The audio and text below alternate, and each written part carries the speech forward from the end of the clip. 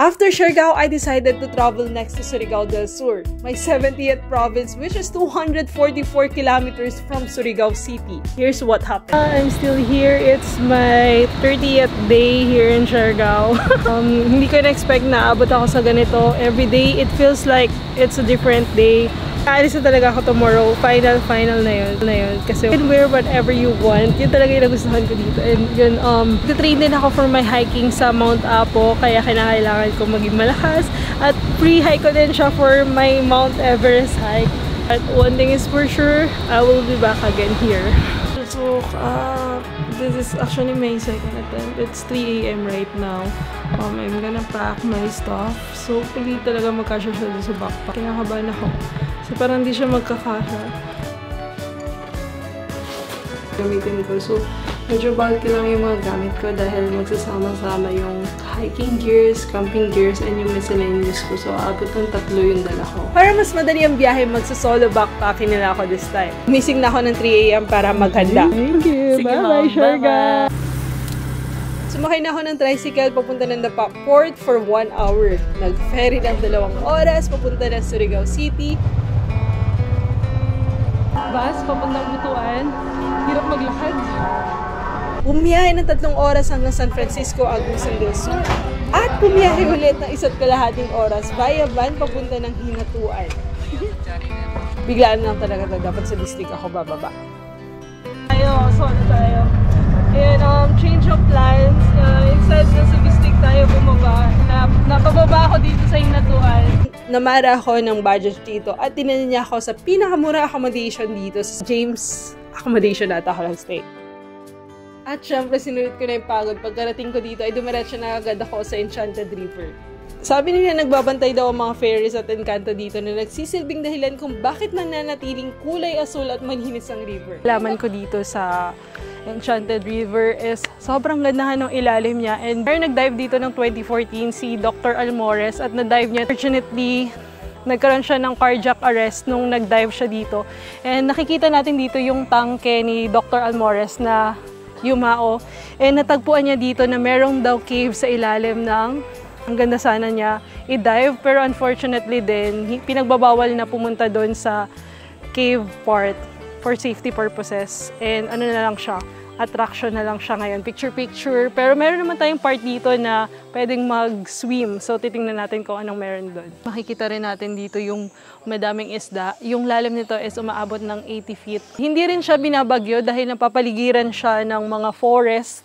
Kaya hanggang ngayon, na-preserve natin tong Enchanting River. Ang kailangan laharin dito kasi accessible na siya ng road. Bababa ka na lang. Eto ka na. Ang part na to, it's 300 meters yung layo nito simula papunta dun sa dulo. So it's developed already. Pwede ka mag-swimming dito at supported na siya. Before, it's not commercialized and recently na-commercialize na siya for 5 years na ba, Kuya? Matagal na tong may mga ganito. Matagal na pala siyang may mga ganito. And just pumunta kayo dito ng weekdays dahil walang tao. Ako lang ngayon, literal. No, parang ayoko na kasi pumunta sa mga commercialized place. Pero na-appreciate ko siya ngayon dahil ako lang yung tao. Isa pa sa pinagmamalaki nila dito is meron silang feeding tuwing alas 12 and unfortunately hindi natin siya maabutan ngayon. So tuwing alas 12, pinapakain nila yung mga isda and sama-samang magsasama yung mga isda. Tapos meron silang pinapatugtog ditong song yung pinaniniwalaan na meron daw engkanto dito. Tinawag siyang Enchanted River, pero hindi ko alam kung totoo pa rin ba siya hanggang ngayon. So, kakausap ako ng mga locals dito at tatanungin ko kung naniniwala sila dito. Hindi, ma'am. Hindi pa kasi ako nakakita niyan, ma'am. Yung mga sabi sa mga tanda, ma'am, yung mga, mga luma dito, yung ilog daw may tag-iya po, di pares natin, mga engkanto daw sila. Pero yung mga engkanto po, ma'am, mga butan daw na sila, ma'am, dili magloko ng mga ibang tao. Oh, sa mga lumad dito, ma'am, sabi ng mga lumad, may engkanto daw. Sabi sa mga lumad dito, yung mga matanda. Kasi yung ganyan ang kulay ng tubig. Pero sa dati, sa bata pa ako, ma'am, ganyan po talaga ang kulay. Hello, sir. Bye-bye. Hi. Hi, sir. Thank you. Thank you.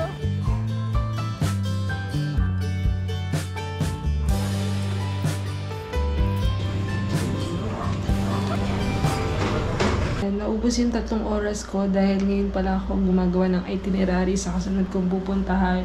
Yung hiking ko sa Mount Apo sa Thursday. 4 days from now, na-move siya.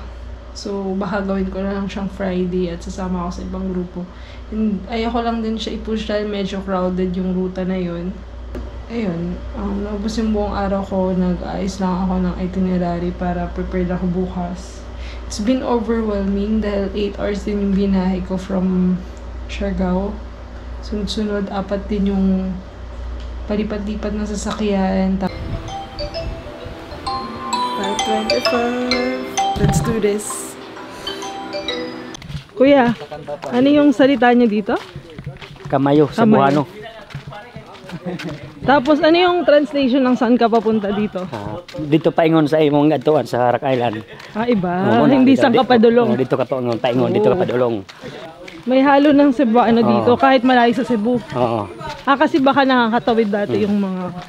Dali naman gawin ako, nalumad naman din sa Talisay, Barangay Talisay. Tukto na po ka.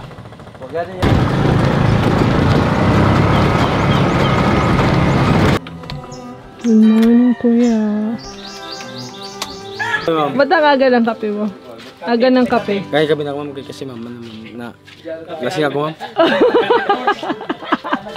Rock Island, Luzon, Sibadan. Tulo lang imong adtuan. Kanang Palwa Resort wala pa na. Anong barangay ito, Kuya? Barangay Talisay ni siya, ma'am.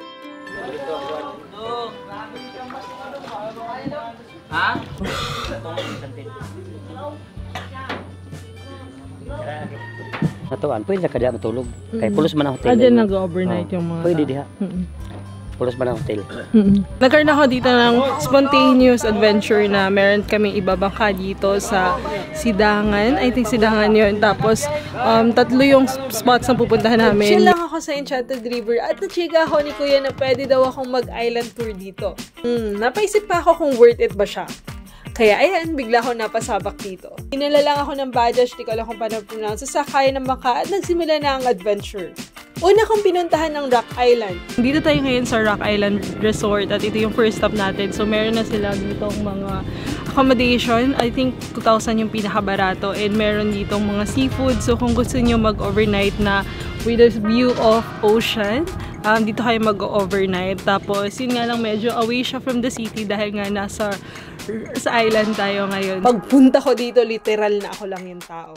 Sino ba yung videographer ko ngayon? Si Kuya! Hello, Kuya! Kamay ka naman. Nag-chill lang muna ako para magkape at pumunta na sa kasunod na destinasyon. Second stop, Lodestone Shore Resort. So, actually, hindi dapat ako bababa.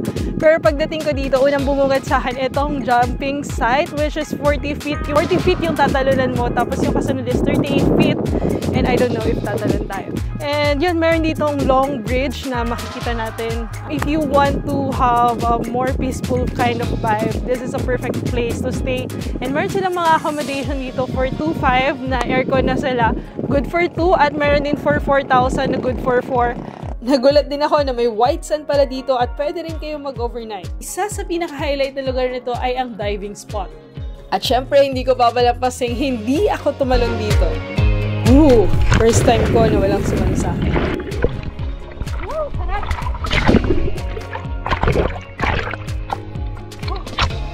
Naging confident ako mag-swim kasi before hindi ko talaga siya nagagawa. Pag nakarating na ako dito sa Mangkayo, paano naman ako pupunta ng Mati? Mati.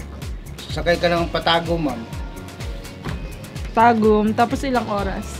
Mga 3 hours, ma'am. 3 hours, my God. And nandito tayo ngayon sa Sibadan Resort. So, ito yung third stop ko. Hindi ko papalampasin na hindi ako mag-dive dito with the Stingray. I'm so excited. Yun, pwede rin kayong kumain dito na tapat ng dagat. So, kung gusto nyo ng malayo sa syudad and just to unwind. And 30 pesos lang yung entrance dito. Hindi lang Stingray yung matatagpuan natin dito. Meron ding Sibad. Yun yung talakito sa Bisaya. Kaya tinawag siya na Sibadan.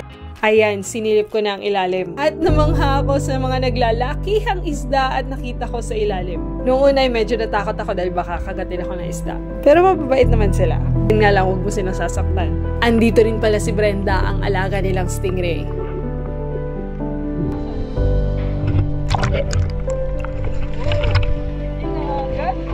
Ay, si Brenda kumakain. Kumakain niya siya, oh. Isa na to sa pinakasulit na napuntahan ko dahil para akong lumalangoy sa aquarium. Kala ko nga nasa Ocean Park ako. Ay lang, medyo nakakalungkot dahil nakakulong sila dito.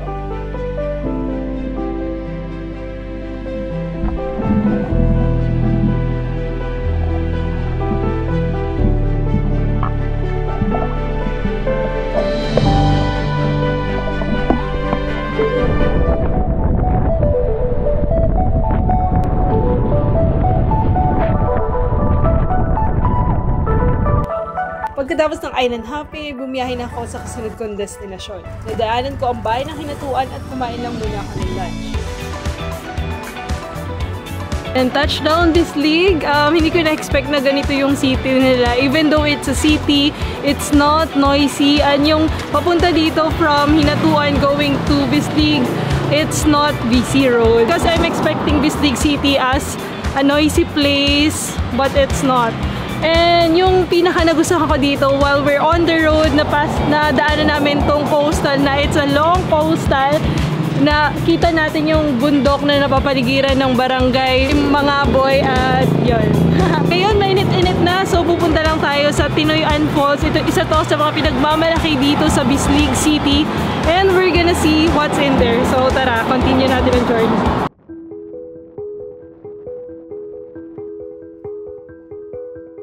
Touchdown, Tinoyan Falls. It's already 2 p.m. right now at kailangan kong mapuntahan tong Tinoyan Falls. Hindi ko na pinalampas puntahan kahit garag na ako sa oras. And after nito, pupunta ako ng Davao de Oro which is 4 hours away. Sobrang garag. And tingnan natin kung anong meron dito.